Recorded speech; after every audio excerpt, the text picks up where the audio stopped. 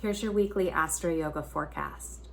So on Tuesday, there is a total lunar eclipse in Taurus. This is a big deal event because we tend to experience the effects from eclipses for the coming 6 to 12 to 18 months. And sometimes the things that happen during eclipses can actually alter our paths to put us on new trajectories and new timelines. So eclipses are portal moments where things come in and things go out. And sometimes these things feel as if they are beyond our control, even when they have originated from deep within us. Uranus being in conjunction with the moon during this eclipse is bringing in a capacity for greater awareness and greater freedom. And this isn't freedom that we think of as a sociocultural concept, but the idea of freedom as it exists in you and through you.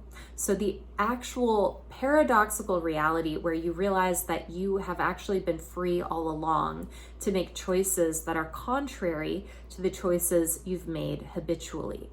So this is a great time to begin to shift habit patterns and to open yourself up into a realm of possibility where you expand beyond your current limitations.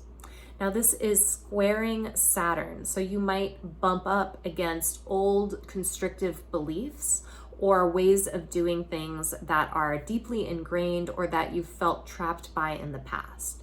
The thing you got to do here with Saturn is to create the structures and boundaries which will be conducive to you experiencing your own freedom. So for example, while you don't want to build yourself a prison of your own design, you might want to build yourself a home of your own design.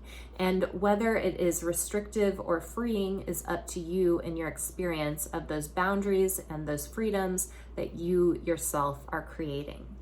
You get a little help with this eclipse because there is a grand trine being formed with Venus, Black Moon Lilith, Pallas Athena, and Neptune.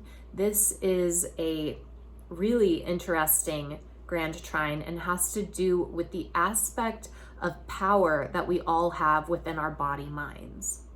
Okay, and this is the power that you might be aware of, the power you might not be aware of, the power that holds the deep space of the shadow, and the power that holds the bright wisdom of light and enlightenment. So there's a lot of disparate energies in this grand trine, but what they're working to do is to dissolve false structures where you've either shied away from your power or tried to make your power something it's not. So very often we'll think about power and we'll assign it a role. Either it's good power or bad power.